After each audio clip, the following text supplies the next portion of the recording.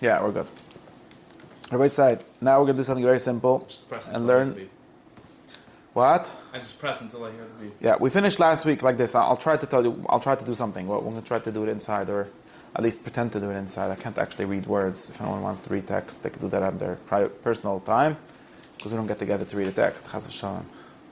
But last week we finished off with this like historical note, which we thought might help us understand some things also historical in the, but not historical, but also historical in the Heilige Torah, right?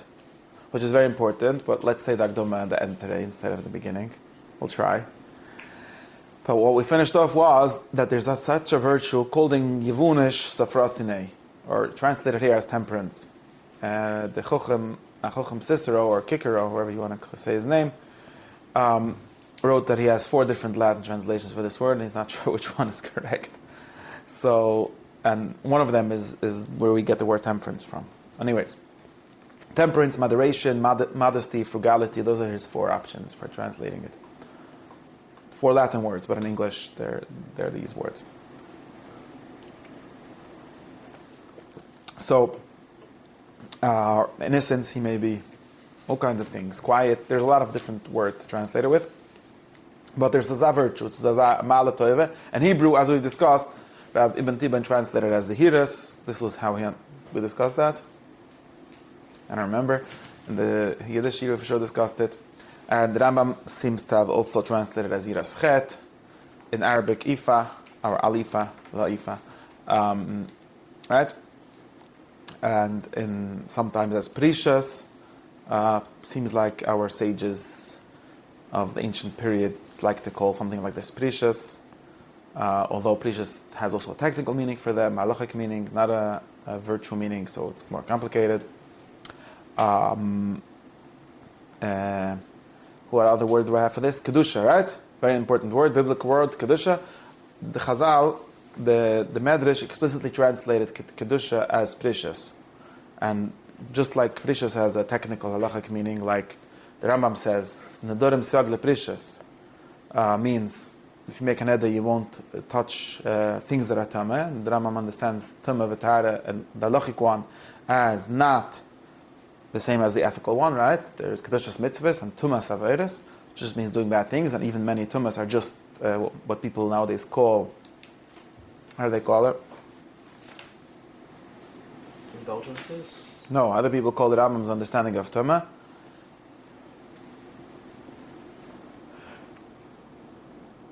I forgot the word. Purely formal, right? It's tumah because the law says that it's tumah, right? Nominalistic, nominal. That's how people say it. The Rambam himself says things that almost say the word nominal. But there is real tumah, and the Rambam explains this in the chapter about this. In any case, what I'm telling you, this is just my list of words, so we know what we're talking about, and then we'll be able to say, try to find out what we're talking about. There's something called Kedusha in the Torah, and it seems to have many meanings, just like this word that we're talking about has many meanings. And like it says Kedushim Tiyu, and we discussed last week in passing, the Rambam is under interpretation of this, and the Ramban is an interpretation of this, which argues with the Rambam's interpretation of it, is basing itself on a Medrash or Sifri and other many Medrashim that translate the word Kedusha as the word precious. And the Torah doesn't say the word precious, I don't think. Lahafresh, the verb exists, but not in this register, not in this context. And precious could mean, again, the same, has the 2 meanings. It could mean just lifresh min avera, or lifresh min, to separate yourself from something that the law doesn't allow you. And it also sometimes has also this broader ethical meaning. And this ethical, when I say ethical, I mean the human meaning, right? The sense of an attribute of human being the kind of person called a Parish. Of course, it also has a political meaning. It was this group of people called Prushim. And there's many kinds of them. There's kind of Prushim that the Chachamim don't like. And Masechta Sotah, there's a list of bad Prushim who the Chachamim don't like, and so on. But in any case, they've seemed to have interpreted this as the word Kedusha in the Torah, which is why we know that this is a very basic virtue for Jews. Unlike someone who would tell you that it's not, it is. You just have to know the translation, right? Okay. So I give you some words throwing around so you could associate it with things. But now, as we discussed, like many virtues, maybe like all virtues that end up having a name like this, but at least many of them, they have both broader and more restricted meanings, right? Broader meanings meaning something like, since all virtues are really about what kind of a person you are, and since all virtues are unified, as Socrates liked to argue and Aristotle agrees with in some sense, and Reb Nachman Breslev agrees with, everyone agrees with, that all virtues are unified, right? You can't really have one without the other. We've discussed some reasons for this in different times. You probably know why not. One more than the other. Yeah, you could have, the Chazon Ish also agrees with this, right? There could be differences, but you can't have one perfectly without having all of them. And that is because, one because would be because you need wisdom, you need phronesis, practical wisdom for all of them. And once you have practical wisdom, that means you know knowing what to do. So you know how to do all the time. That's the kind of arguments that Socrates used to like to make. Another reason, what I'm talking about now, is that virtues are all kinds of people, right? And therefore the kind of person, or we could say something like, if you can close my door, that would be nice. Something like being the kind of person that it takes to be a just person, or a chaste person, or a giving person, and so on, sort of means that you have to become that kind of person, and it's enough to make you into a fully good person. Because it's a kind of person, it's not a kind of thing that a person does. And people are really unified things. One of the interesting things about humans is that they're unified in many ways. Some people are less unified, some people are more, but okay. Again, let's go back to where I am. So therefore all virtues have this sometimes start off with, again, we're not interested in the history, but they have sometimes very broad meanings, sometimes very restricted meanings. Okay? Like a Litvak will say, Kedusha means 3.5 mitzvahs. That's a restricted meaning. Okay, he doesn't even have the concept of virtue. But Aristotle, we remember, and this is what we're going to read today, Aristotle restricted greatly the meaning of sophrosine, of temperance, to mean something very specific. In Plato, Socrates, we have more broad meanings. Plato explicitly gave it a more broad meaning in the Republic. Socrates in other places, like in the Charmides, which is all about the virtue of sophrosine, goes through 6 or 5 or 6 or 7 different definitions of it. But he probably is trying to get at somewhere, although it doesn't end in a conclusion, like the Socratic dialogues, they end in a question. But he seems to be trying to get to wisdom somehow, or to knowledge somehow. But in any case, you see, if you read that dialogue, you'll see that it has a very broad reach. It's a very broad virtue, and that's one reason. There's other reasons, as we'll get to how we could make it into a very broad thing. Okay, but today we're focusing on the other side of this, and you have to know this both in order to understand things that people like the Rambam and everything else to understand, and just to understand the reality. So you can almost understand other virtues from a perspective of. Yeah, you could do everything. You could do everything. Now we're going to do the opposite thing. Okay? Because I have to learn something today. Besides for telling you stories and Spirit Tzaddikim, I have to actually learn something, right? Very good. So we have to see how the Heilige Aristotle took this word and very much restricted it. And you'll remember that Aristotle's way of doing philosophy is restricting things, right? He was the first originator of the two dinim theory, right? Known before they invented the word din, because Litvaks can't conceptualize any differentiation in the world if it's not din, because they're from the Disadin. Otherwise, how do you call it? How do they call it in Chassidus, the two dinim? Two beginnes. You know what Chassidus is for them. Beginnes. Beginnes is a philosophical term. Beginne means literally not an aspect, but it sometimes translates something like an aspect, or something like Bechina means literally like a judgment, like a Bechina, like a test. The Litvaks, when looking at this aspect. A measure? No, but that's not a the Litvaks measure. It's not a measure, a just. Okay, it doesn't matter. The etymology is not important here. Aristotle called this very famously qua, right? Aristotle didn't say qua, he said it in Greek, but that's how it gets translated from Latin into English. Qua means as, right? Or under the aspect of, right? Person as a eating person, a person as he is, not as relates to. Relation is only one of the categories. No, as he is, not relate. No, not as it relates to something. Relation is one way in which you could separate things. You could say, well, this is about his relation, this is about himself. But don't say. That's why I think people. No, we're not talking about. It's not my shit today either. But don't say it's relation, because relation is just only one way we can talk about the world. That's not the only way. There's only one, not what talk about, only one part of things, only one aspect of things. One way of talking about things, or one bechina, or one category, is, right, one statement that we say about other things, right, or predicate is a relation. But there's other predicates in the world besides for relations. Okay? So don't say relation. What it is, okay? So, but this is not my point right now. Let's go restrict from there, right? That's too broad. We have to restrict a little more and understand that the way Aristotle, and this is called division, right? And it was one of Plato's main ways of learning, called division. And Plato said that all of learning is division and collection, right? Or breaking things apart and putting them back together. No, not the same thing. Putting things into categories, putting things, finding the unity between things and finding the separation between things, which is the same kind of work. One is going up and one is going down. You should know all these things already.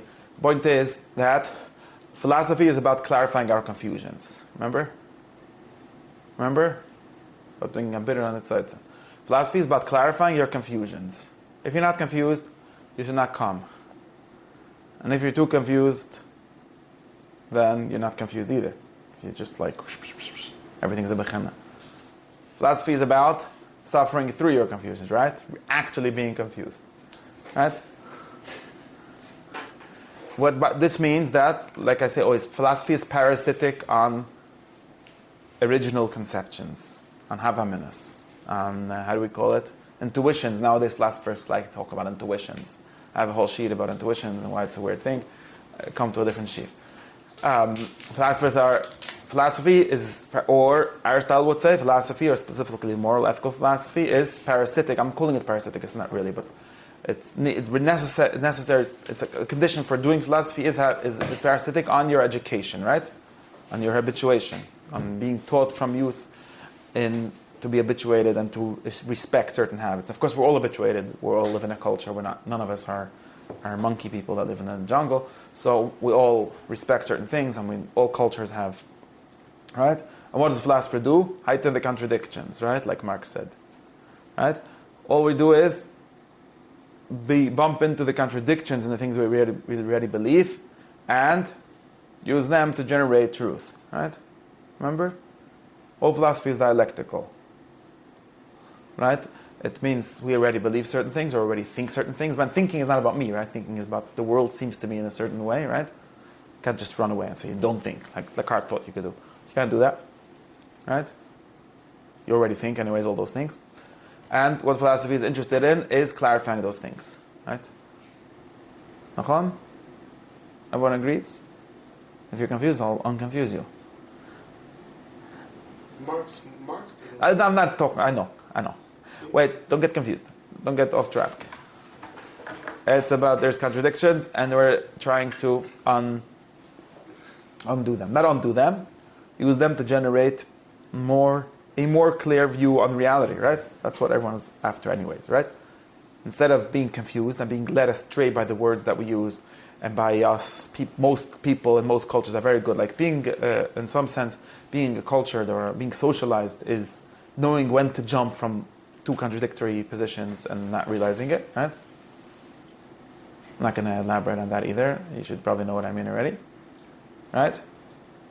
Because the well-socialized people, they are good at saying the right things all the time without noticing that they keep on contradicting themselves, sometimes within the same sentence. People are good at noticing it when it's on the other side of the political divide, but it doesn't matter, and there's things that everyone agrees on that we play this game with. Right? And philosophers are the kinds of people that are not socialized well, but that's a cynical view. But they're the kinds of people that think that it's great that we have all these opinions, great that we have all these small portholes, right, into reality, which we're given by our education, which we're given by our taught or innate or taught or beginning conceptions, our opinions, right? And now we're going to do some process to make those opinions better, right? Or to make them into knowledge, hopefully, finally. And now there's different ways of doing this, different methods of doing this. One of the methods most loved by Aristotle was splitting things, right? Splitting things is not for the sake of splitting them, because there's too many of them, there's too few of them, so we're going to split them. There aren't actually too few of them, just to be clear, right? We're not given enough words, right? The normal language or day-to-day language, what we can call, doesn't have enough words for most of the things we need to understand. The world is more nowadays people like saying complex, but really it's more simple. The everyday words are the ones that are complexing it, right? Things are more distinct, which means more simple. Then, what we are taught to believe, that what the beginning state of human beings generally is, but you don't see the simplicity of them before cleaning them, right? We're cleaning. It's about like a purification process. You gotta unite in a similar way to how purification, like a chemist purifies things, right? You purify an element. You're trying to get at the element in itself, right? Without all kind of things that it's mixed in with, that it's contaminated with, right? Now our thoughts are contaminated. What are they contaminated with? I'm talking about purification again. They're contaminated with other thoughts. That's what they're contaminated. Whenever we think about something, most of our concepts are dirty. They're dirty because they are mixed in with other things that we also think that also are somehow true, but not over here. They don't belong here. They belong. I don't have to cut them up. We have to distinguish them in order to get at what we're really trying to get at. Make sense? Very nice. Now we're going to do an example of this, or a practice of this. Okay? Say there. And we're going to talk about this thing called temperance. We're going to use this word for today. And try to think what it's about. Some knowledge is not necessarily dialectical. Some of it's empirical, no? We sometimes learn things just by observing them take place, no? Maybe. Or at least we can use that as a foundation for learning more things. Maybe. Yeah. Like gathering more facts. Maybe. Yeah. We're talking about understanding, though. Not about like having lists of facts, right? Yeah, no, and I'm not talking about fact gathering per se. Yeah, for sure, experience is one of the sources of knowledge. Nobody ever disagreed with that. But experience is also confused because you don't know what to see. Yeah. Right? You got to learn how to see things, right? Experience is that. The stage after experience is experiencing better, right?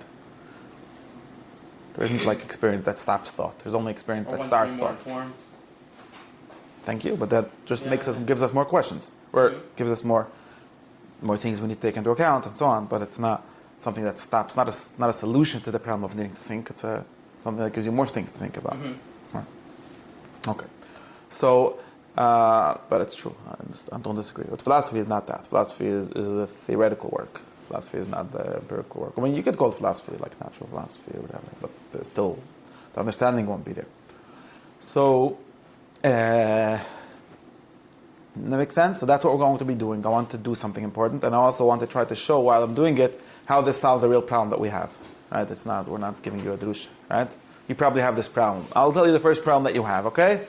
Let's give you the first problem. You could see it says on this first page that I gave you, but I'm not going to read stuff for you. I'm just going to tell it to you by heart, as they say. Okay? You have a problem. What is your problem? Did you hear of this virtue? It's interesting. Nowadays, our culture is very messed up. So most people think that. What do most people think? So I'm very, like I said last year, I was very, very thankful for having received the Torah, by which we mean growing up in Lakewood, because then we have an habituation to certain virtues that we wouldn't have gotten otherwise. Like, for example, the virtue of temperance. If you live in New York City, New Jersey State in 2026, and you go to a non-frum school, you probably never heard of this virtue. By which I mean you never experienced it, right? Like you don't have a beginning. Aristotle said we do enough starting points from which to start the inquire into it, because you never saw it. You were not taught that it's a good thing. Isn't that what your mashgiach told you? That in public school they just teach you to eat and fress all day and night? By the way, it's true. It's not only the mashgiach told you. I've met those people. That's what they're taught. For the most part. Which means, like, what do you mean looking at me like this? I even know, and the problem is that growing up in Lakewood doesn't help enough. Why? Because you get taught that it's a religious virtue, but which means a fake virtue, as everyone that comes to my class knows. Right? So we don't really believe that it's a good thing. If we would have been just chasing after pizza. Of course, it's hard to just eat pizza all day. Very few people are committed hedonists. You got to work a little bit and so on. But if we would have been, all right, everyone thinks Everyone in Lakewood thinks this. If we wouldn't have had a Gehenna to scare us from it, you would have all been extreme hedonists, right? Is that what your Mashgiach taught you? Your Mashgiach? Is that what he taught? That's what the Bel Zeruv believes, right? If not for God, for divine command, what the good would be eating pizza, enjoying pizza, nice, right? Pizza is a code. Remember Pizzagate? Anyways, so and since my head is too crazy. Okay, but since God gave us a Torah, so we don't have it. Okay, so that's the problem with growing up in this kind of environment, that you're not entirely taught that these things are good. You're only that you're actually taught the opposite sometimes. Okay, but still, I think since virtue is habituation, it doesn't make so much of a difference. It's theoretical. You still see like some beauty in it, or some correctness in it, or some goodness in it, some human goodness in it. I think, depending on that's even weirder. That I know a bunch of teachers, not me. I'm in a big fight with those people. You don't even know who they are, probably. It doesn't matter. I know a bunch of like modern Jewish teachers whose like big thing is to say no, the Torah is pro-hedonism. Jews don't have to be ascetic. Like one of the primary modern beliefs is that asceticism is goyish. Oh, the Christians invented asceticism, right? Being against bodily pleasures. The Torah is for bodily pleasures. Everyone knows a lot of mashgiachs now. Not the mashgiachs don't. The old mashgiachs don't say this, but like the cool mashgiachs say this, right? Nachon? But what does this mean? That these people grew up in this exact world, which taught them, so they believe exactly what they were taught, right? That they were taught that they assimilated like the values, right? We call it values, or the virtues of democracy. The virtue of democracy is Pleasure. Undifferentiated hedonism. Can't even tell you what pleasure is, right? Whatever floats your boat. And they were taught that the Torah is against this, but then they decided, wait, the Rambam told us we got to make the Torah match with what we think, right? Instead of like being critical and thinking, okay, but that doesn't mean you shouldn't accept everything your culture tells you uncritically. Oh no, but the Rambam accepted everything his culture told him uncritically. That's what we learned from the Rambam, right? That you could be a modern religious Jew, right? Although he believed other things than we believe, so we're doing the same thing that he did in our context, right? You heard this drasha already, right? So the Rambam is the one that taught us that you should take some like random commands from the Torah, but all your beliefs about reality should be taken from the New York Times editorial page. That's what we learned from the Rambam. And being a smart, sophisticated modern Jew means making the shidduch between the New York Times editorial page and the Vachde Gesedra. Achon? Well, that's nonsense. That's just dumb. Like, wow, even Betar Goy I'm offended, not Betar Yid, right? Why do you accept everything the culture tells you uncritically? So, at least if there's like one virtue in having like a counterculture, it's to not do that, right? Like the whole reason to be not assimilated is that you should sometimes be able to say, well, yeah, the culture believes this, but I'm not sure I believe it. Maybe it's correct, I'm not sure. Like we should think about it, right? Only like the one good thing. And these people, these like sophisticated, cool mashgiachs, they give up on the one reason to be Jewish. So, this is my hack. Where do I get into hacking on some random unnamed people who I'm not even giving you their names? It's no fun. My point is back to where I am standing. But we are taught, if you go to like a Chassidish yeshiva at least, or if to old-fashioned Litvish yeshiva like I went to, you're taught that Gashmias, and the Litvaks they call it Gashmias. Like Gashmias is not a thing. By which they mean Gashmias pleasure, right? Not Gashmias money. Money is no. Anyways, it's not a thing. So there's some virtue against this, right? That's the important thing. Now, I have to tell you something very interesting. So I've spoken to many people that are smart about this. And one of the things that people are very confused. Now, people are very confused. Why are they confused? Because they see this. Okay, they see that it seems like, okay, so now the question is, how do we say what we see, right? How do we understand ourselves, right? Philosophy is about understanding ourselves. How do we understand ourselves? We believe that it's not good to pursue pleasure too much. This is how people say it, okay? Comes some genius and says, what do you mean? Didn't the Mashgiach yesterday say a drasha? This is Aristotle, according to 2026 Lakewood.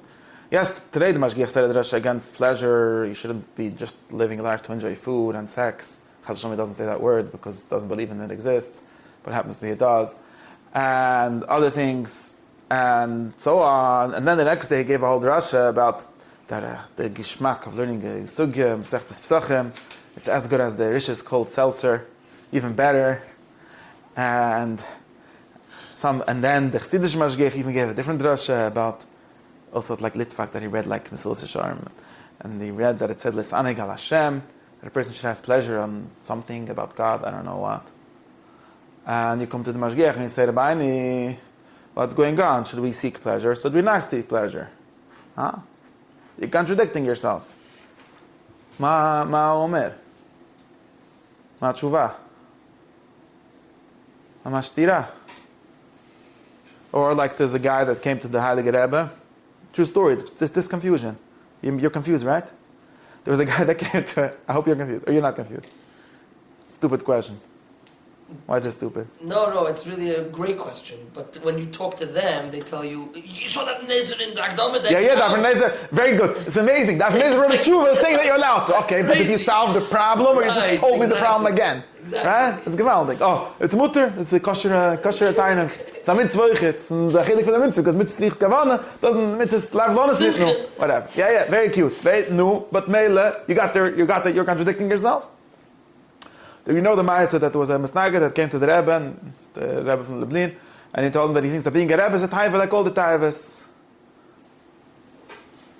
So the Rebbe thought to himself and he said, I think you're right. The only difference in this taiva and all the other taivas is that to get this taiva you have to give up on all the other taivas. And then the Hamtag Rebbe said, nah, you don't have to. So, anyways. Or we could yarn the fathers giving up on the Bible. Point is, there's a bayah here, right? A very simple bayah. Okay? Very weird thing. Now, what do I think? I know some people that said, okay, so therefore, we don't believe in this whole chilik that we were taught. This is one silly way of resolving the tension. You shouldn't seek pleasure. It's nonsense. People just decide that they like certain pleasures. Everyone has their pleasure. You like toys. I like pizza. I'm not better than you. You're not worse than me. Oh, sorry. I'm not worse than you. And sometimes the people that that learn Gemara, they give up on this problem and they say, yeah, you're right. But, like, what's his guy's name? The English guy said, it's true, but there are higher pleasures and lower pleasures. Which philosopher said there are higher pleasures and lower pleasures? God, he stole. No. Not Aristotle. John Stuart Mill. John Stuart Mill, who couldn't imagine of anything good besides her pleasures, but he was educated as a good, what was he, Scottish, British, and he was taught that a gentleman doesn't just, what the guy said, but he enjoys like finer things in life. So he came up with this thing, okay, look, there's like pleasures, but there's more complicated pleasures and less complicated pleasures. It's like there's some people that are more equal than others. It's like the same. But so this was his way of saving the traditional thing that there are some pleasures that are bad, without having words for anything besides your pleasure, and saying this. Okay, so that's what some people seem to accept. Of course, he tried to justify it and explain it. I'm just giving you why you got into this problem. So it's a problem. I mean, is pleasure an accident of the thing that you're... I'm not going to give a share of pleasure. Aristotle had many more things to say about pleasure than today's shir. But now I'm going to say a simple thing. Today we're going to learn a very simple thing. That doesn't solve this full problem of pleasure. The problem of pleasure is still bigger, and we have to talk about this a lot more. I think it's an accident of what you're doing. Yeah. Aristotle said things like that because supervenes. Well, yeah, it doesn't question. So wait. It can be something called a higher pleasure. So wait. In that regard. Wait. Ordered by pleasure. Okay, so then pleasure is not a good, and yeah. So wait, I'm talking about something simpler. I have a simpler teretz even then. Still, okay. I have a simpler teretz. Okay. You know my simpler teretz is going to be Aristotle. This is the kind of teretz that we said before. We have to make a more dinim. We have one word, and you'll realize what we're doing. What I want to tell you with this mashgiach is that very cute. We use the same word pleasure for both of these shmusim. You should have pleasure in Shabbos. Okay, Oinik Shabbos. We have to worry if Oinik Shabbos is the Gashmi Izdik or the Rachni Izdik, whatever that means. And the Oinik of Svara, and we also have the Oinik of Pizza. And since they're the same word, it's a stira, and the Oibach Chomim, the Bekarsim, they say taka, it's the same thing. And other people say, I don't know, and the third kind of people say, yeah, but it's l'mayla mitam v'das, taka, I can't explain it. Another way, very cute way of escaping problems and not thinking. Okay, we just believe it. It still feels different, so therefore we're split from thinking and explaining and having clear access to the world through our thoughts, which is what we are. Actually, people that beings that think, all kinds of different ways of. You realize that this is a very basic problem, and it's like one of those basic problems that modern people, especially because of their poverty of words and concepts and metaphysics, are really stuck about. Today's sheet is not against modern metaphysics. I'm just saying that. It's too broad. I'm not sure. Not everything gets solved by doing that, but it's true. All right? So even Hebrew words take on many different meanings. The same one word takes on many meanings. Obviously, you have to say that. Or We could just add more words. We don't have to make up new words. One word would be making up new words, which is not a very useful thing. No, let's say the word oinig, right? You'd have to say that really there's boinig and oinig and shmoinig. We could do that, but that's not very useful. That's just you have to explain what you mean. So you have to anyways add more words. Same. So listen to what we're going to do. Zug the Heilige Rebbe. And the Rambam kind of echoes this definition in many places. What this chapter is basically Aristotle deriving the final definition, this definition. And Zug the Heilige Rebbe, let's say like this. Let's do this big fat division. We're going to do a long process of dialectic here. I'm going to try to figure out what we even mean when we phrase this thing called temperance, which means, let's admit that it means the correct or the mean condition, right? The mean condition regarding pleasures, right? I'm asking with this. Every virtue is a mean. By the way, saying that it's a mean already solved a lot, right? Saying that it's a mean already solved half of my problem? Or all of it, maybe? That would be one solution. Remember? One solution. So besides for all the solutions to all problems in the world stop being modern people, another solution is to say that everything is a mean in virtue, right? One of the solutions. The Rambam seems to have been very happy with the solution. Could you explain me how it's a solution? Well, it depends on what you're calibrating it against. No, mean not calibration. First, Mean means correct. Yeah, correct. Middle way. The middle way means the correct way, right? In the the right first place, way. you have to assume that it's not an end. Right? No, for sure. I don't mean that. That's why I'm saying that. Really, what we're discussing right now. Let's be very clear. There's one question that we're not talking about today, which is pleasure the end, the goal of life? We're not really talking about that. Or another thing that we're confused. We don't think that it's the goal. The reason why I think that happiness is the goal, but not pleasure. If you assume that it's an end, then you don't assume that there exists. Right. Very good. True. So let's be very clear. When we talk about this, we could solve. This is one. So let's talk about that also. One thing. Number one, there is one question which is, what is the end? Ma tachlit. What is the goal? What is the telos of a human life? One shaila. What do I dedicate my life to? Actually, how do I like saying it? What is my life organized around? What judges it? What's the criteria? And over there's hedonism. There's, in some sense, all the vices and the virtues can be candidates for that. And to decide which one really is the end is the subject of Book 1, and the subject of in the Rambam and Akdamat Perish HaMishnah and so on. That's one subject. We are not talking about that, okay? We're not talking about that. So sometimes we confuse these things. We talk about the virtue of temperance, and we can pretend we connect it. It's connected. Of course, it's connected because what the end of everything is going to tell us how much of anything to do, And what the mean is. based on how to get to it, right? But when I said mean, I meant middle, right? In any case, I also mean right. You're talking about mean as opposed to an end, right? But also that's This time I was saying mean. right. We should still use a different word because it's confusing us. But the important thing is we're not talking about that. Okay, we're not talking about that. Let's assume we already know what life is for. Okay, it's for happiness. The question is just what happiness is. Doesn't help us. Anyway, but our question is about this. Let's not talk about that. We're talking about this specific virtue as a virtue, right? Just to talk about a virtue, one of the good midas. There's many good midas. Learning Torah is a gute Zach, and not being a fress is a gute Zach. Two different gute Zach, not the same. Ultimately, they're all connected to this one big goal of everything. Okay, but we're talking about this specific. So we're not talking about that. We're not going to solve that question. And that question has to do more. Like when you ask the question something like, L'saneg Hashem is the goal of everything, so that seems the pleasure is the goal of everything. That has to do with that discussion. I think that L'saneg Hashem is a wrong formulation. It should be to be happy with knowing God.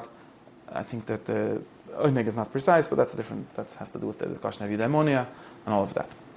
Completeness, oineg. In Jewish books, often they use oineg in that sense, but they don't really mean pleasure. That's another issue. Then there's another question: will you have pleasure? Yes, you will have pleasure, but that's not the goal. It's just something that comes along with the goal and so on. Now, what we're talking about now is the correct way of behaving in regards to this area of life called pleasures. So we already cut it off from one big problem that confuses us. I don't know. So, okay. And now we said, remember that we said, I want to get back to where I was saying. We said that all virtues are means. All virtues means having the correct. None of the virtues means no virtue. Like, this is like a rule. Really, we're saying it backwards. We should derive it somehow, right? We gave some reasons to thinking this. But whenever we talk about, when we praise not enjoying pizza too much, right? We don't mean not enjoying it at all. All we mean is not enjoying the wrong things, or in the wrong times, or in the wrong ways, or in the wrong amounts, things like that, right? What does that solve? It doesn't exactly solve the problem that we talked about. It doesn't exactly solve. Kikasharan. You're not listening to me. What's the point? It doesn't exactly solve the I problem. wasn't even looking in. I know, you're just pretending. No, I was thinking what you were saying. Like, It doesn't. I don't know what it means when you say that enjoy it in just the right way, the right time. What does that mean? As every day is. We're thinking very practically, not too great. When you talk to think too great. I'm not thinking great. I just want to understand what that means. It means not eating too much pizza, not too little pizza. That's not enjoying. Yeah, it That's is. just It is. eating. It is. No, it's enjoying. It's enjoying. Whenever we talk about enjoying, remember all virtues are actions. No, we're never talking about you forget another whole sheet. Appreciate. No, that's the internal, but I can't talk about all the internal all the time. We're not right. Yes. That's what I'm asking. Yes. Okay. That's already solves one solution. So then Sure. we're not talking about that oinig, that we're talking about the mashgiach's oinig. We're talking about he is talking about that because he's actually talking about not eating too much pizza. Right? Not eating too much pizza. We're still talking about things that give you pleasure. Things that, and we'll say in a second, what kind of pleasure? Things that give you pleasure. Okay? You're bringing in a different distinction, which is, let's leave it on the side. It's not, assume that I already know that, okay? Because it's not going to solve my specific issue that I have right now. Okay? It's definitely not solving my issue. Okay, ich kann nicht alles reden auf einmal. No, I'm trying to only talk about the pleasure that you're talking about. I just don't know. I'm not talking by not being specific. I'm talking specifically about the correct behavior relative to pleasures. That's all. Not pleasure in the broadest sense of like, I hold that this is good. That's not interesting to talk about. That's not way too big to talk about. Right? Not taste buds in the sense of the taste buds working correctly. But yes, the taste. That's why we call it pleasure, because the taste buds taste correctly. Or by the way, let's. We're not talking about taste buds. Let's try to start bigger than that, right? Where did we start talking about taste buds? Taste buds is the sense, right? We're talking about the light, but we're still talking about the taste buds. We're talking about the behavior in certain areas. Remember what defines what cuts virtues one from the other is the thing they're about, right? Okay. Because all virtues are likings. That's not interesting, right? When we talk about liking, everything is liking or hating in that sense. Not talking about that. Talking about the kind of things that we're doing. Now, this is the correct amount of eating. Pshuta. The correct amount of not eating in the sense of when you have maybe yes, also in the sense of that, but eating in the sense of eating for pleasure. The correct amount of that. That's all. So we're talking exactly about that. Nothing more complicated than that. Talking exactly about that. Very simple. Talking about or other pleasures. Now let's go back to where I was. Okay. Saide. Talking exactly about that, not about what you want to talk about. That's not pleasure. That's liking. I'm talking about pleasure. The opposite cause. I know that you're talking about pleasure. That you're saying to me, the sentence of saying how and what and where doesn't make sense. What do you mean? You could eat more pizza or less pizza. I don't understand the problem. A good the pleasure person. of the 19th bite is not the same pleasure of the second bite. You get that? I don't understand. Someone that is not temperate, that is intemperate, he eats 10 bites of pizza, and someone that is temperate eats only 9 bites. Mot pashut. I'm not sure I understand what your problem is, or maybe you don't either. He's saying if you're just getting confused by words. So I have no idea what the words are in your head, but it's very simple what I'm talking about. Very simple. But we're getting off topic by it has too many problems. I'm zoning into mamash this topic. This topic is that, okay, whatever, go vate. No idea what you're saying. This whole noise of eating pizza, no, of enjoying things, okay? Of enjoying things, this whole noise. And just like I told you, we're talking about how much of it. How much is not the only thing. It's also which way and which person and relative to which things you should enjoy, which pizza, how much, which kind of food and which kind of other things and so on. That's what we're talking about. Just like we talk about every virtue, which is about how much money, same thing, how much pizza. That's all. How much money to give, how much money to make, how much pizza to eat, how much pizza not to eat. Mot pashut. Nothing more or less complicated than that. Okay. Now, but let me. I don't know what problem you have. That is what pleasure. Pleasure is the area that I'm talking about. Should I say the third time? Pleasure is the area that I'm talking about. I'm talking about this area of activities that give you pleasure, things that people do for pleasure. That's what I'm talking about. No, I have no idea what your issue is. Okay. Now. Let's say this thing didn't give you pleasure, okay? Let's say none of these things will give you pleasure. 1 second. You still shouldn't be doing too much of it, right? Or too little That's of not it, the question that I have. That's so not this word. That's a different problem. That's how it has to do with health. Accident to this whole entire I thing. have no, because I am talking about the pleasure. You're talking about health. I'm not talking about health. I'm talking about pleasure. As nora pashut.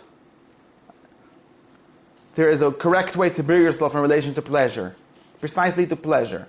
I don't know what you mean. There's an Indian to eat not because of pleasure, maybe nothing to do with what I'm talking about today. People that there's an Indian to do other things not because of pleasure. I'm not talking about that today. Today I'm talking about pleasure. What's the problem? No idea what your problem is. It's not accidental. It's what I'm talking about. It's exactly what I'm talking about. In it. Talking about the noise of just automatically. I'm talking about that.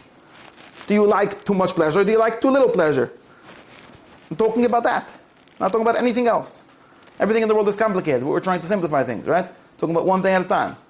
Everyone knows what pleasure is. We're talking about exactly that. And what our problem was just that we contradict ourselves, that we sometimes we praise certain pleasures. Okay? That is the kasha that I have today. There's both pleasures, things that people enjoy. Okay? And some of them are good and some of them are bad. So we shouldn't, so what this means is that we should stop saying that pleasures are bad. Or that even, I guess one way of solving this would have been to say something like, that's why I started talking about the middle term, or the mean. So one way of saying this would be like, well, pleasure is neither good or bad. Some pleasures are good, some pleasures are bad. And the virtue consists in knowing which pleasures are good and which pleasures are bad. Make sense? That was we could have sort of do that. I think that would not be. I think the problem with that would be it's too broad. It's not giving us a virtue in the end. We wouldn't have a virtue to talk about. We have like this very general thing, like virtue consists of knowing what to live, how to live. That's true. This is true, but it's like it's very way too general. The whole point of speaking about a specific area. I think the virtue might be the refinement of pleasure. It's a different kind of. Yes, but let me give you another. Music. Yes, let me give you. That might be true. I don't disagree with that. That might be true. But I'm still up to a higher, broader level of question here, right? It might be true because that's the virtue. In other words, that's that. And even after we'll restrict virtue to whatever area. Now we're just restricting it to an area. After restrict it to a very specific area, we could say, and then what is good? How much to eat? Yeah, the refined ones and so on. That could be, but that doesn't. See, but what to eat is a conversation about the nature of the virtue, it's not its amount. No, it's about the nature of after we have a very specific one, but it's not going to solve the question of why isn't there even a question? Let's say something like this: why shouldn't you even moderate your love of learning? There isn't moderation in love of learning. If it's a virtue, it should have been moderate, for example. But we don't think it should be moderate about that. Some people think you should. It's a machlokes. Aristotle thinks you shouldn't. It's a machlokes. Not clear. But I can give you a different. That's how it is moderated, or is no? Because love of learning is not. Because the answer is the way to get out of this problem today is that when we talk. Wait. Let me give you another diet, but before I give you a teretz, okay? Let me give you another diet. It could be that the mean of that is all the way to one side, but to say that it has no mean, then it's an end. Right? It's not. No, That's no. not, yeah, that's wrong. In any case, it's not. What you show from that is we can have a discussion, but that's not the point. The point is that when people talk about being temperate, nobody that I know, let's be clear, our mashgiach that we talked about 5 minutes, whenever, half a year ago, I don't know when was not. He never would have imagined even applying his framework that he talks about pleasure to the pleasure of learning. It's a whole different thing. This is berochnius. That's the thing. What do you mean? You said words that contradict each other. Okay, so obviously there's something going on we're trying to solve. And we can solve it in a very simple way. We don't have to make anything complicated. Pleasure, depending on No, they're both pleasure. We don't have to mean two different things. I don't think we have to do that. We just have to refine this. We have to make a word, not make it talk when we say the virtue of temperance. We have to define what it's about. And instead of saying it's pleasure, we should say it's about a certain kind of pleasure. I could give you another proof from the other side of it. Okay? I could give you. Gashmis is a crazily broad word. We should stop using it. Body pleasures. Yeah, that would be better. A human body, not body in the terms of Gashmis. I could give you a better proof from the other. Wait, let me try to say something very simple. I could try to do it the other way around. I could say, how about someone that takes too much pleasure in shmeasing and hacking? How do they call it in yeshiva? And hacking. Okay? How about that guy? Is he also a baltaiva? When mashgiach says you stop being such a baltaiva, he also means the guy that loves to schmooze, right? Does he or doesn't he? No. He doesn't. Why not? He just takes pleasure. By the way, I think I take pleasure in schmoozing a lot more than in eating. When I don't have anyone to schmooze with, then it's when I eat. You come to sit with me and I eat, you'll see I won't. It's only when you leave that I start to eat. Because it's a bigger time. That's what I like more. Bigger pleasure. For some people. Right? So temperance is not really used to describe the formation of. It's not. Mashgiach, even the mashgiach that might get confused by my question about Lasanic Lashem, if I ask him this question, he never thought of this question even, right? Why isn't the Shmiz about Taiva?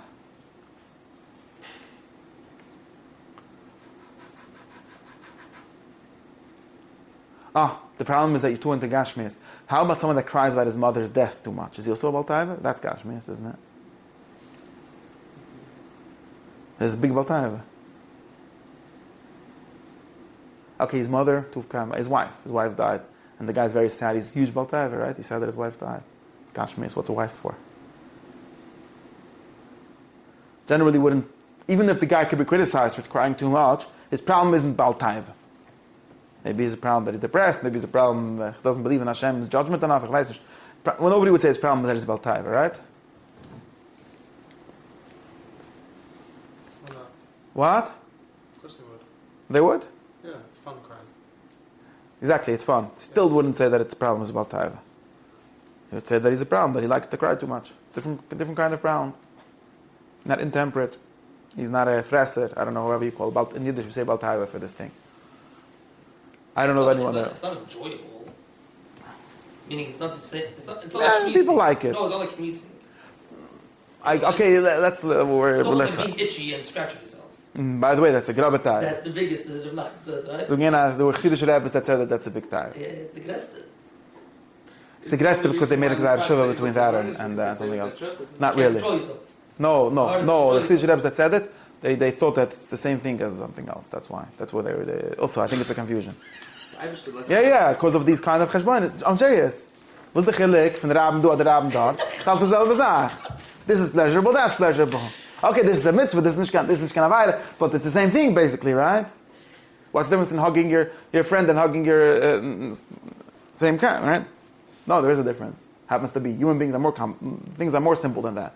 But people that make this kind of cheshbonis, they end up in these kind of places. Okay, whatever, that's So, now. I'm it's talking not about just- no, I'm trying to say that it's more dakisdig. I'm talking about It's not more dark, it's a different. So very simple. So Rabbi Rabbi side. So we could just solve this by defining exact what we're talking about, and we could try to define it even better. But one simple thing we could say is saying that the noise of midas hatava is not about all kinds of human pleasures. Let's stop saying that. That's a mistake. That's way too broad.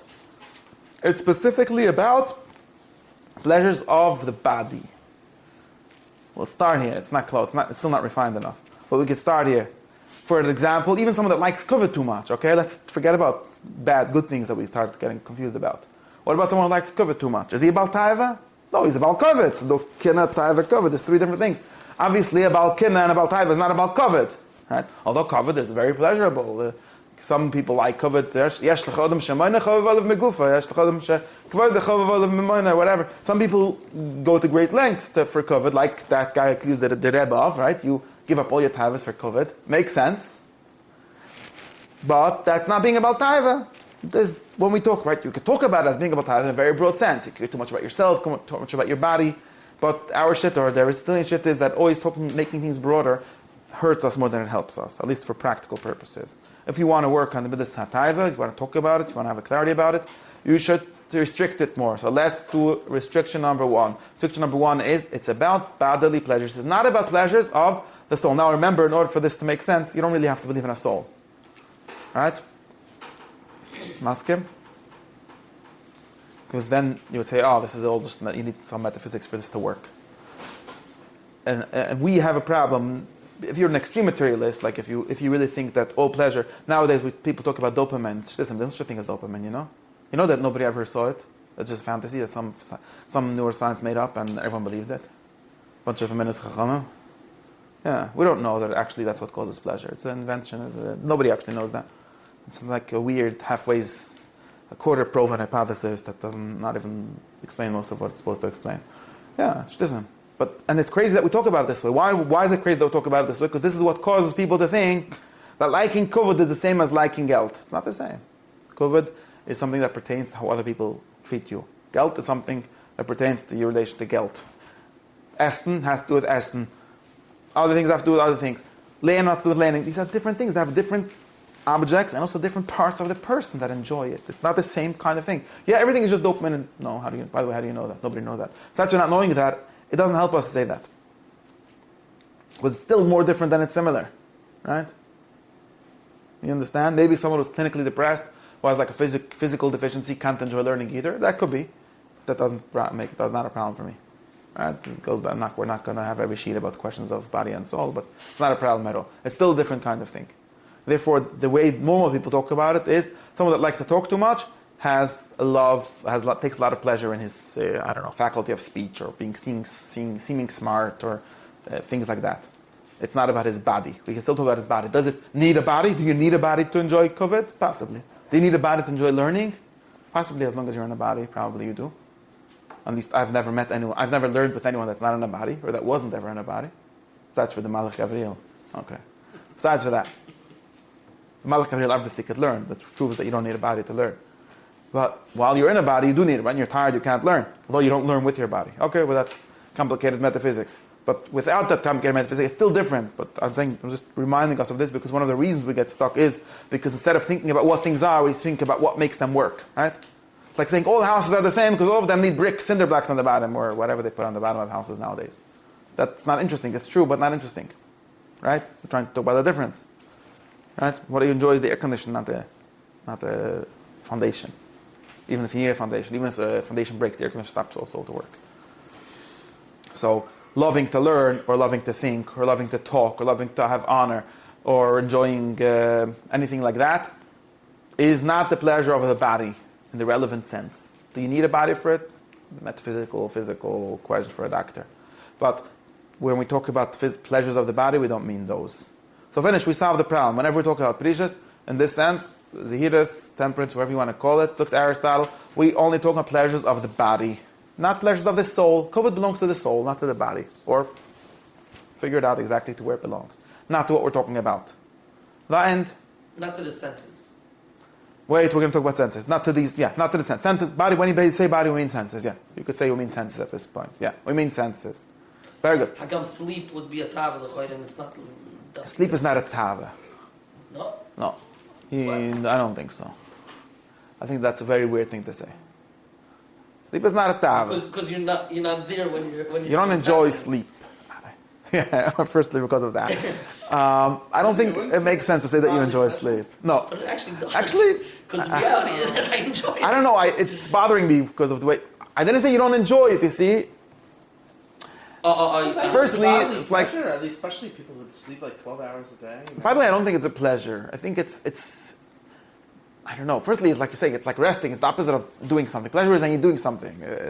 it's that pleasure. It has to do with like if you go like in the Tanya's chart, what do you have to do with like with depression? Is depression a pleasure? I mean, people could say I enjoy being depressed, but that's like just a weird artifact of language. Being depressed is not enjoying anything. That's like the definition of it. No, but sleeping for some half hour, that's a bodily pleasure. I don't think it's a pleasure. It's like a social pleasure, maybe, to sleep. How about resting? You're never. pleasure. Yeah, all the guys never. The garbage truck has to wake up never, and I'm here. No, but how about resting on the couch? Like not actually sleeping. Or maybe it's a pleasure of the mind. In any case, sleep is for your very good. So rest. That you Rest think is that's not one of the senses. Rest is like I'll tell you why sleep is not a pleasure. Okay, for different reasons. I don't think maybe in this context, context actually sleep is totally. associated with the same sort of bad character, in the sense that you imagine the person who's No, laziness is totally someone who sleeps too much. driven by Look, let's be very clear. Someone who sleeps too much, we call him lazy. We don't call him pleasure seeker. We don't, right? We call him lazy. This is a different thing. But I'm not Yeah. asking No, it's Stam. part of I'm the asking same you caricature to of the the five person who senses. has Not the no- senses. That's what I'm asking you for. no Meaning, reserve is of how there much any Wait, bodily wait. pleasures that are not in the five senses? That's what I'm trying to. Sleep. In that sense, I don't think. Either way, if you ask me, sleep is a pleasure of the mind. Just like how do you call it? Being drunk is. Ich weiß nicht. Okay, I don't know. Let me tell you this the drush from this, because what time is it? We're already going on for almost an hour. Maybe already more. So that's what number one. Well, let's talk about the pleasures of the senses. I would call sleep, but I'm sure that maybe sleep could fit into here. I would call sleep a pleasure of the mind, not of the body. But that's just me. Ich weiß nicht. Also, I don't feel like sleep is a pleasure. It's a weird thing to call it pleasure. Pleasure is when you're going to sleep and you're waking up, but when you're sleeping, it's not. So, ich weiß nicht. Which other thing do you think we want to talk about? Okay, so we gotta say it like this. What? Okay, now, so what Aristotle actually does next, that's step one in this chapter. The next thing that he does is he tries to restrict it to certain senses also. Okay?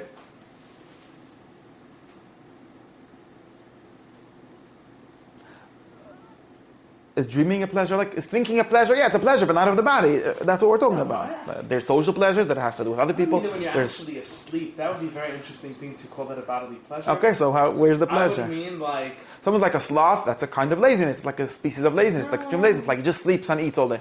The sleeping part is laziness, and the eating is also because of laziness, because not doing anything else. Okay, could be. Like bad middas also go together with each other, right? Just like good middas go together with each other. Okay. Not controlled as well. Being uncontrolled leads to all kinds of things. What we're trying to specify. No, the virtue of temperance is having the correct. No. Wait. So Aristotle's temperance is a lot more limited. That's what I'm saying. If you make it having the correct and not letting your body control you or something like that. For physical pleasures, not for other things. That we'll give them a different name. We'll talk about them separately. This is what allows us to have a sheet on each thing separately. Otherwise, my sheet would finish very quickly. It's like saying do you enjoy? Okay, let me. No, it seems that analysis to sleep, if you would apply it to eating, it wouldn't seem the same, right? It might. Wait. Follow the food. Yes. Let's talk about that. No problem. The sensation of it. Yes, no. Right? There's nothing wrong with eating. Only with the pleasure of eating. Right. The sensation Exactly. Place. So that's why. Yeah, let's falling asleep is what's being. Let me. Okay, maybe. I don't see that it's pleasurable. Not the actual having slept. I don't know what's pleasurable about falling asleep. I don't have what you're trying to say. I'm gonna try. Something sounds weird. Okay, let's not. This is not a sheet on going to sleep. We'll get a different sheet. Very important sheet. Go to sleep. Not our sheet today. Our sheet today is about the general concept. Okay, so now, everybody start. Let's talk about more things, okay? So now that we realize that this is just, you could see all of this as just a linguistic clarification even if you want. It just helps us work normally. Instead of pretending that when we say pleasure, we mean all bodily pleasure. We mean bodily pleasure, okay? Now let's make it even more restricted. Do we mean all bodily pleasures? Like, let's say like this, like all the senses. So I have some things that are not about taiva, okay? Let's go back to my mashgiach, because in my head I have a mashgiach that makes sense. Maybe you have a different mashgiach that says different things. The mashgiach in my head, let's say someone that likes the theater very much, or likes art. He likes art museums. Art museums are a very weird way to experience art. But anyways, someone who likes beautiful scenes, he goes on trips to see beautiful views, okay? Buildings, no. Views, nature. Something like that, okay? He loves that. Is he about taiva too? It's a pleasure of a sense of sight, I guess. How about someone who likes music very He doesn't much? enjoy the sensation of seeing. It's not because his eyes feel good. Well, by the way, it is, by the way. No, you don't hear people saying, like, it hurts my eyes to look at that? No, they don't mean their eyes. Seeing beautiful things helps your eyes. No, isn't it? I mean, help your eyes. It's it says in the Pusik. It's a beautiful thing to see. It's a beautiful sight. Yeah, I guess. Well, eyes are not things that have pleasure. So you realize that we're getting at something very weird. Eyes don't have pleasure? It's like the mouth having pleasure for schmoozing. It's like No, that. no, that's a tool. That's what he's saying. No, schmoozing is not in the mouth. It's in the Yeah, give and that's- take. It happens to be that you need your mouth. If it's in writing when you post on the internet and you schmooze that way, it's the Okay, same so you mean schmoozing about even that's not. fingers. No, or fingers, or if you have some other way to type. I don't know. Right. By the way, Through the you mouth. can also enjoy a nice. You can't enjoy scenery without eyes. There's no other way. In your imagination. Yeah. And imagination is just like a fake eyes, right? Isn't it? Internal, like copy of the eye. Maybe that's you could argue that fingers. Yeah, but that's not the same. By the way, you can't. No, I'm not masking. Imagination is one pleasure, and seeing is seeing. You can't just imagine them and say, I have the same Yeah, thing. but are you enjoying? That's not true. Like, is it akin to like? Let's put it this way: I could draw a closer relation between the sensation of taste and touch than I could between touch and sight. Right, there's a difference. There's a difference in the way those senses work. That's true. They work by touch. Mashank and sight and hearing and smell they work work at by the touch and distance. smelling. Aristotle was impressed by that. Well, smelling, I'm saying, is a portion of. Is a part It of might the- be a kind of taste. Maybe Yeah. not. Or maybe it's different. I can even associate that more. Okay, the point is that for some funny reason, we don't talk about, I wonder why, I'm making you notice certain things. Even Mashgiach doesn't say that watching movies, not talking about movies, the only purpose is to make you feel certain sensations. But like movies that have any beauty or any information in them or anything like that, no, he doesn't call them Baltaiva. He calls it Bittel Teire, Bittel Zman, Goyish. There's different problems with them, but not Taiva, right? It's like, no, Baltaiva that kicks movies. Usually when the Mashgiach says movies, he just means this. But let's say there were people that were actually watching movies, right? It's not that. It's about time that they go on trips. You go to look at scenery. Nobody even says you're Baltaiva for listening to concerts, do they? I love beautiful music. It's funny, like again, taking Imam Mashgiach as an example, the people that the Mashgiach respect, not all of them appreciate beautiful sights, but some of them do. And it's not seen as like, if you tell the Rebbe he really liked the Kegel. Okay, he's allowed to, but nobody says it as nobody respects him for that. If you said the Rebbe, when he would see a beautiful mountain, he would like say, Marab Masecha Hashem, so beautiful. He's like, that's a good thing, right? Or if the Rebbe would hear a Stikl Chazanas, because Chazanas was invented more than 50 years ago, so you're allowed to like it. And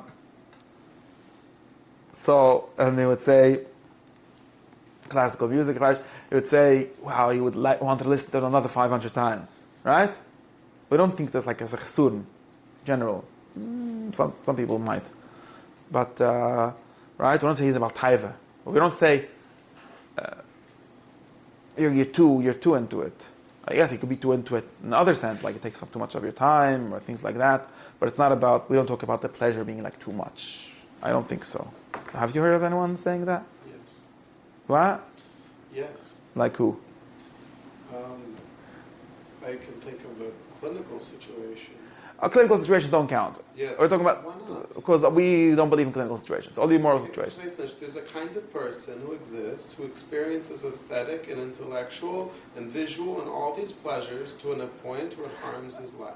Yeah, that's right. Clinical just means harms your life, which means you don't work for capitalism well enough, which is not very interesting.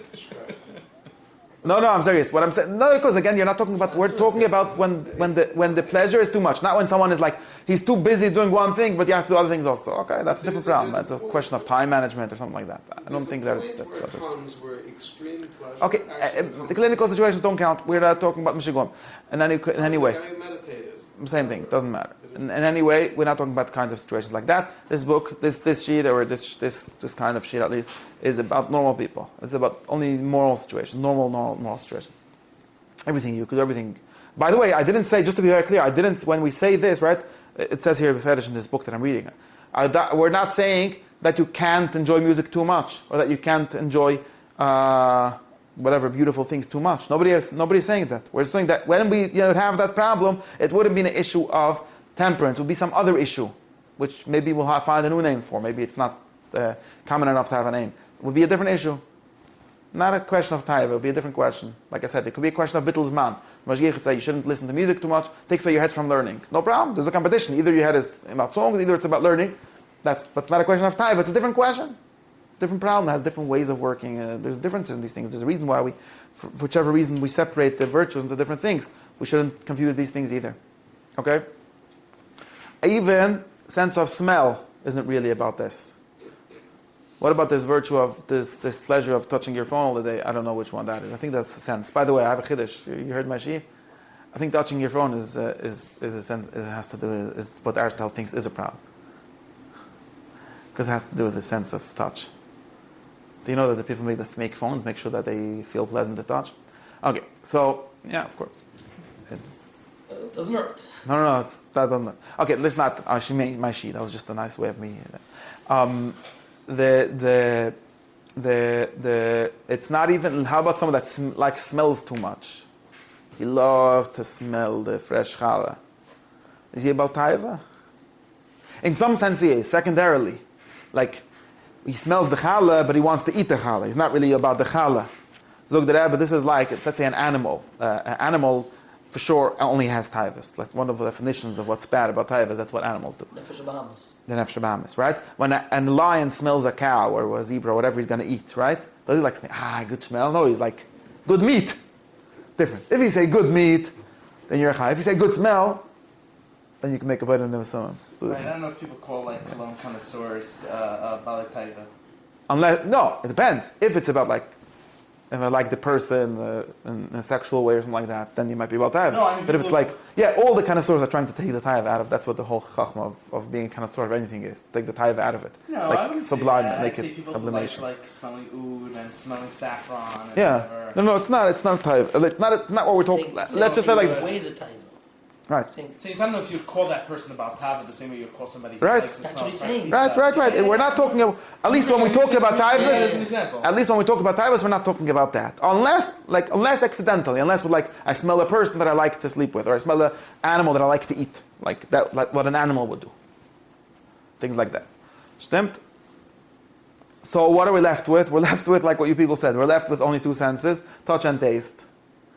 Okay? Now even taste is not really a problem, so we're left only with touch. Why not taste?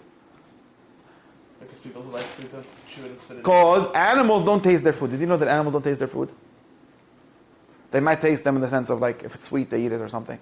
But they don't have taste as a kind of judgment, which is a human thing. Right? When a taster, there's a difference between a fresser and a taster. You have?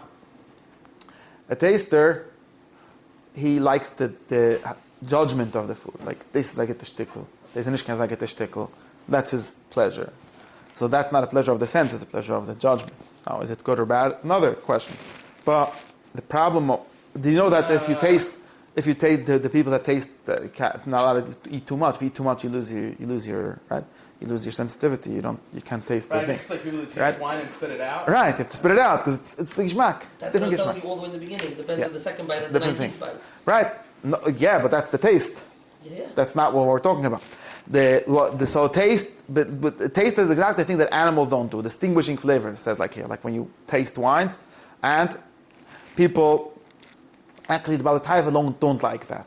That's not what we call about Taiva. Some Ashgiach might call it about Taiva. The Rambam might call it about Taiva for other reasons, but the Aristotle didn't call this about Taiva. What is about Taiva? He gives an example about Taiva. It's what the Ramat Zilba once said. Ramat Zilba said that he thinks that Taiva Sachila is very dumb. Why? Because he made it himself. Then I see that Aristotle made it up this pshat. He said, why is it very dumb? Because where do you have the Taiva Sachila? How big is it? It's like 3 inches, like from your tongue until here. Right? Once it's here, right? It's very small. It doesn't make sense, the kasha. No, his kasha. No, but what he's getting at, you see, you remember that philosophy is about figuring out what people mean when they say funny things, which is all of us.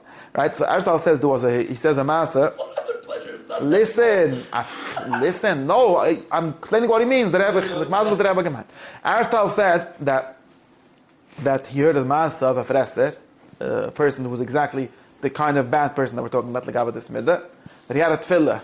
Said, Unu Hashem, can you please make my tongue as long as like the long, how do you call it, a crane, like a bird that has a very long tongue that sticks out all the way. Something like that. Why? Because he's like, that's my pleasure. So it's a shoot that it's too long. I could only a little. If I would have a lot, the whole pleasure is in the like touching of the food on the taste buds. That's where the pleasure is. I'm like, So his tefillah was, and Plato would say that he would become a Gilgul in a crane because everyone gets Megilgal in what he really wants to in his life. That's what it says in the myth of Ur. You should read it. So if you eat right, so if your pleasure isn't that, that's what you're going to become. So brings out what we mean when we say intemperate. Or in the same way, like the Gemara says on Para, he amave on V'chnetzer, he amave v'pamashte ama, and so on, which means to say that this yid, his whole pleasure wasn't this like everkut and this like 3 inches or whatever, inches, sach inches. Well, this is not saying as a gross. Might say that his thing was this touch. That's the kind of pleasure that we're against. That's at least that this midah is talking about. That's all. The pleasure of the sense of touch. And that's the exact pleasure that only animals have. That's why it's a problem. Not only animals, that we share entirely with animals. Because even taste we don't share with animals, because animals don't drink old wine that like special, they taste it. That only people do that. Animals, they have the sense, the pleasure of taste, you could call it, or of the touch of the taste. Not the taste of the taste, not the judgment of the taste, only the touch of the taste. So that's what is animalistic. That's why this is that's why. You can split taste here in the sense there's an aspect of taste that belongs very much to touch. Right. That's right. We're just splitting because all food is about touch. That's why. Well, if sex is more directly about touch and food is more directly about taste, but it's really the touch of the taste, not the taste of the taste. Mm-hmm. So that's why the kind of people that have the bad midah, that are the most animal-like, that were like the most mazalzman, philosophers, is precisely the people that are slaves to the sense of touch. This is where we get the famous quote from Aristotle. This is the chapter. It doesn't literally say in this chapter, at least not in our version, that said that you should be ashamed of the sense of touch. Now you understand. Very famous quote from Aristotle, wrote in the Word of a few times. The sense of touch is a disgrace to humans. By which it means it's a disgrace for humans to live by the sense of touch, or to be too much into the sense of touch, by which we mean pleasures of the sense of touch, because that is precisely the kind of pleasures that animals have. And humans, of course, going back to the function argument from part 1, from book 1, humans are the kind of things that do specifically human things. So now you understand. This is the whole sheet was in order to get you to understand that statement that you probably read, quoted somewhere. And if not, then it's kind of a shoe that you don't know it. But anyways, now you do. And that is what it is. Then Aristotle is like, wait, but I have some touch things that are human. Like, for example, doing exercise or having a massage. That might be a human pleasure of the sense of touch, not an animal, because animals don't give massages. Nobody said you're touchable tavi, you like massages too much. Animals give massages. The Kitzur Amasa, everything when we say animals don't do that, we don't mean that you can't go on some website and say, do animals do this? And say, yeah, we found the animal do that. That's not what it means. It's like when we say, does the body do it or does the mind do it? We don't mean to say, go make an x-ray of your brain and see if the neurons light up. That's not what I mean. Now, in the same way, why not think about yourself at night? So the Hayot L'Mizeh is what we saved, what we gained by all of this is to realize what exactly we mean when we talk about bad pleasures, or we talk about, bad pleasure is not the correct word, we talk about the virtue of having the correct amount or the correct relation or the correct amount or the correct time and so on of pleasures. What we mean is precisely bodily pleasures, and more precisely pleasures of the sense of touch, or in Yiddish gerät, food and sex. Those are basically the pleasures of the sense of touch. There isn't really any other ones that I've heard of. Like you said, scratching yourself. Aristotle said that scratching yourself isn't the problem, or at least not in the same kind of way. Things like enjoying a massage, or exercising, or enjoying the exercise, or enjoying the sweating, or things like that. Going to the schwitz, that's the problem. Eating, that's the problem. Not this problem. There might be a problem. Nobody said there's no problem with any of those things, just to be clear. That's not what we're talking about. All we get to gain from this whole thing is to restrict it, so we shouldn't get confused when we talk about it, but you said something else. No, I didn't say. I meant exactly this. But the taster, just one second. The taster that's tasting it, right? Yeah. Wait, he has a question. The taster that's tasting it, the pleasure of, just the pleasure, right? I know you're calling it figuring it out, but it's that pleasure. He's mamash pleasure per se. The fres Nothing is wrong with pleasure. Is Pleasure not having you that see, much pleasure. now you could change it. We're not talking about pleasure. Our problem is not pleasure. Our problem is really more being like an animal, not about pleasure. It's sort of the animals have pleasure. Yeah, pleasure. There isn't something wrong with pleasure. Not even wrong. There isn't we're not even like talking about this. We say the word pleasure, but we don't mean that. So then COVID it's a different affair. Because it's never the animal. Exactly. And learning Animals don't have COVID. All of those things are different bad to this. Really clear. We're not saying, this sheet is not saying that everything we just excluded is a good thing. Or there's no mean about it. There are midas for COVID. There are midas for schmoozing too much. Those are important things. But don't talk about them under the same heading as precious. Why not? Because he just gets confused. He tries to apply the same rules here and there. They need different rules, or they need different wisdom to see the situation correctly morally. That's the whole point of us splitting all the midas. Otherwise, we could just do Socrates' thing and say there's only one good midah, which is being a good person, knowing what to do, which is true. But the point of all of this is like every learning, like Aristotle says, by knowing what the good is, you're not going to make any cars. Although what makes good cars good is the good, the idea of the good. Could be. But you have to know about cars. The same thing. Like we already heard my shir about cars and motorcycles and everything. I don't know. Everyone has to listen to the sheet also, because it's the same thing with different mashulim, and I can't repeat. Point is, you have to learn about the specific things. So, and otherwise you get confused, and like I said in the beginning of the sheet, by not having correct words, you also mess up your life. So, therefore, you got to know exactly what we're talking about, and what we're talking about is exactly this, and that's all. Hashem should help us, whatever. Why is it